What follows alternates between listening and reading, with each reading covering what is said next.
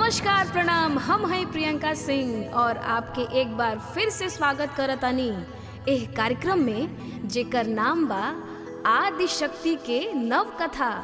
तो आज हम रवा लोग के माँ कात्यायनी के कथा सुनाए। एक समय के बात बाकी कत के नाती या कात्य के पुत्र जे रहतारन उनकर नाम बा कात्यायन। तो देखी कात्यायन ऋषि की इच्छा होता, मन में लालसा लागल बा कि हमरा घरे भगवती मैया पुत्री के रूप में आईती। इस सोच के कात्यायन ऋषि परम्बा देवी की आराधना करे लगले। वो खूब घोर तपस्या करतारन। देखी कैसे गोहरावतारन, त आई रवा के एक गीत के माध्यम से सुनावतारन।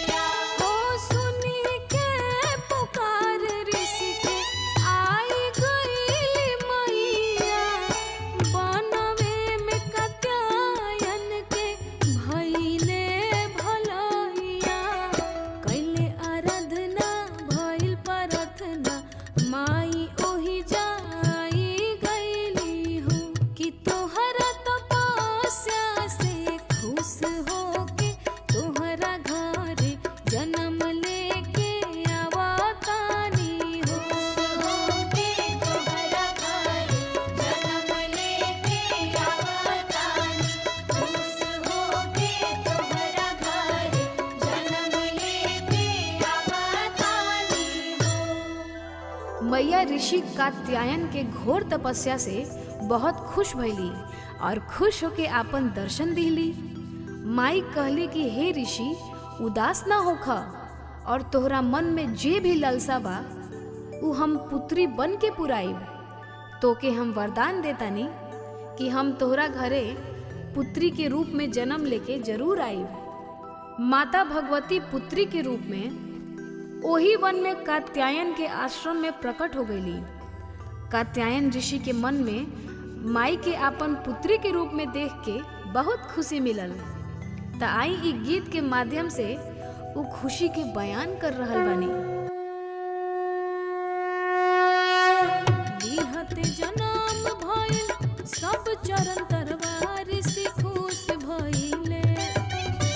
लिहते जनम भइल सब चरण तरवा ऋषि खुश भइले। होखे लागल जाए करवा ऋषि खुश भइले। होखे लागल जाए करवा ऋषि खुश भइले। होखे लागल जाए करवा ऋषि खुश भइले। होखे लागल जाए करवा ऋषि खुश भइले। सोचले ऋषि जवन तप कइनी भारी। सोचले ऋषि जवन तप कइनी भारी। पूरल आस अइली जग के मातारी। पूरल आस अइली जग के मातारी। हाँ, सोचले ऋषि जवन तप कइनी भारी। पूरल आस अइली जग के मातारी। सेवा में लागल बाटे पूरा परिवारवा ऋषि खुश भइले। सेवा में लागल बाटे पूरा परिवारवा ऋषि खुश भइले। होखे लागल जाए करवा ऋषि खुश भइले। होखे लागल जाए करवा ऋषि खुश भइले। होखे लागल जाए करवा ऋषि खुश भइले। होखे लागल जाए करवा ऋषि खुश भइले। होके तैयार सब आरती उतारे। होके तैयार सब आरती उतारे। लेके गंगा जल से चरण के पखारे। लेके गंगा जल से चरण के पखारे। होके तैयार सब आरती उतारे। लेके गंगा जल से चरण के पखारे। पूरा जगत रहे माई के चरणवा ऋषि खुश भइले। पूरा जगत रहे माई के चरणवा ऋषि खुश भइले। होखे लागल जाए करवा ऋषि खुश भइले। होखे लागल जाए करवा ऋषि खुश भइले। होखे लागल जाए करवा ऋषि खुश भइले। होखे लागल जाए करवा ऋषि खुश भइले। उहे माई कात्यायनी कहैली। उहे माई कात्यायनी कहैली। नवरात छौआ दिने उहे पूजैली। नवरात छौआ दिने उहे पूजैली। उहे माई कात्यायनी कहैली। नवरात छौआ दिने उहे पूजैली। खुशी मनावे पूरा कात्यायन के घरवा ऋषि खुश भइले। खुशी मनावे पूरा कात्यायन के घरवा ऋषि खुश भइले। होखे लागल जाए करवा ऋषि खुश भइले। होखे लागल जाए करवा ऋषि खुश भइले। होखे लागल जाए करवा ऋषि खुश भइले। होखे लागल जाए करवा ऋषि खुश भइले।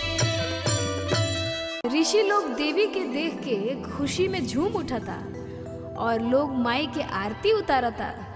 तो देखी कौने भाव में माई की आरती उतारता लोग। अपना मैया के आरती उतार ली जा। अपना मैया के आरती उतार ली जा।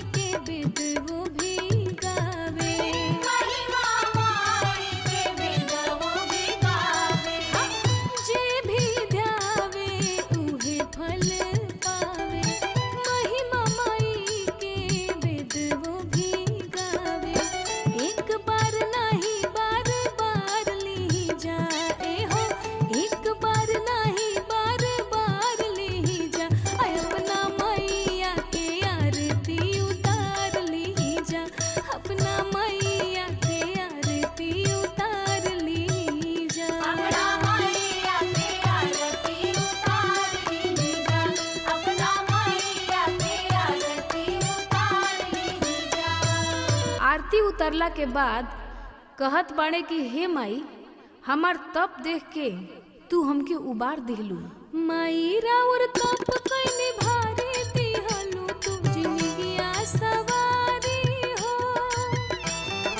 माई राउर तप कइने भारी दिहलू, तू जिंदगिया सवारी हो।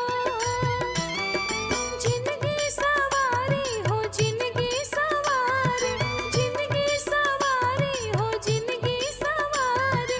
माई राउर तप कइने भारी दिहलू, तू जिंदगिया सवारी हो। माई राउर तप कइने भारी दिहलू, तू जिंदगिया सवारी हो।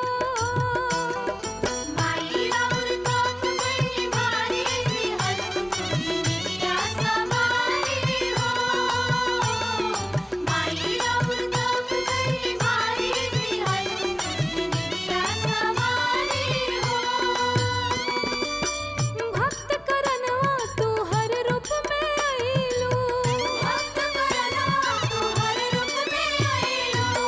जे जवन मांगल तू पूरा के कइलू, जे जवन मांगल तू पूरा के कइलू। भक्त करनवा तू हर रूप में आइलू, जे जवन मांगल तू पूरा के कइलू। आवते